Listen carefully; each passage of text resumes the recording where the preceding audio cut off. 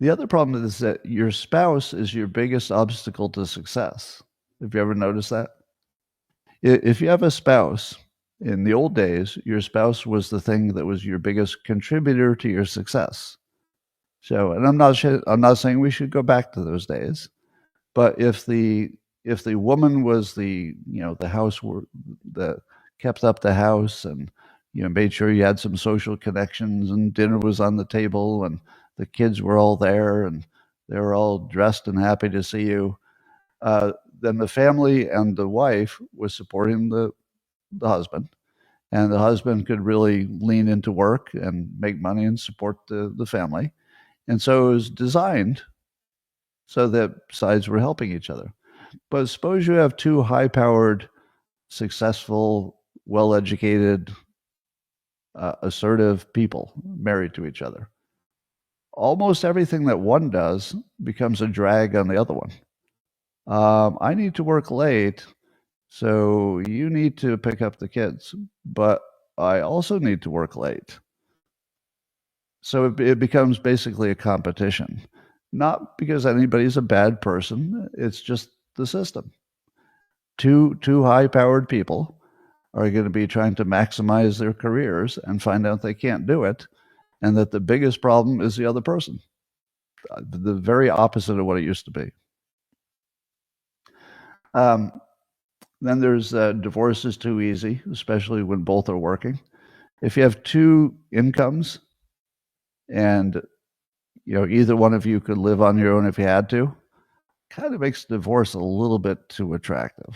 So in the old days, it was just terrible to be divorced, and so people didn't do it. It just wasn't an option that would work for anybody. Um, Today, you rarely see your kids after their age of 13, uh, and I don't know how satisfying is that. I remember talking to a friend of mine and saying when his kid was going off to college, I said, "Yeah, what's it going to be like to have an empty house?" And he laughed and said, "It's been an empty house since the kid was 13 because we just never see him." Like he comes home from school, grabs a snack, and then leaves to go with his friends, and then shows up at bedtime. It's been an empty house for years.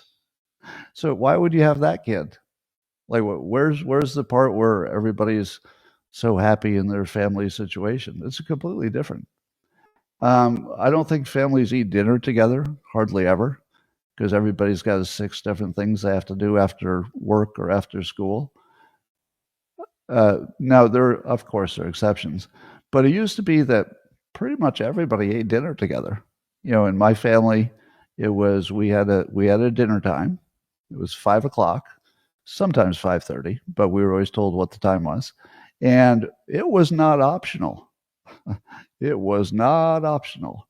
You were going to be there, every one of you, and you were going to be there at 5 o'clock, and you were going to eat whatever was cooked for you, and it was probably the single most family bonding thing that you could do. But I don't see much of that lately. Of course, people can't afford to get a home with a nice yard, so that makes everything worse. There are too many internet temptations. That's worse. I think if you add women to the workplace, you know what the biggest problem? Well, I don't know if it's the biggest. Probably the biggest problem of adding women to the workplace is affairs. If you go to work and you're surrounded by attractive people with the same interests as you because they have similar kind of careers, how is that not going to lead into massive affairs? And the answer is it does. It does exactly that. In the old days, if you went to work and it was a bunch of dudes because the wives were doing something else, you'd have to take turns harassing the one secretary. I'm just joking. That's a joke. You didn't take turns harassing the secretary. You just took a number. No, no, I'm joking. You did not do that, and don't harass anybody. Anyway, and the more freedom that women have from the old bounds of the old patriarchy, the more freedom that women get, the fewer babies they have. It just sort of there's no way around that. So I'm not saying we should go back to the 50s. So if that's what you're hearing, I'm not saying that. I'm saying I have no idea how to solve it because we're definitely not going back to the 50s. And this definitely doesn't work.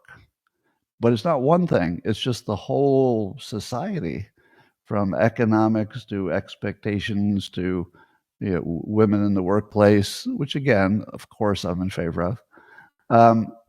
There's not one part of this that works.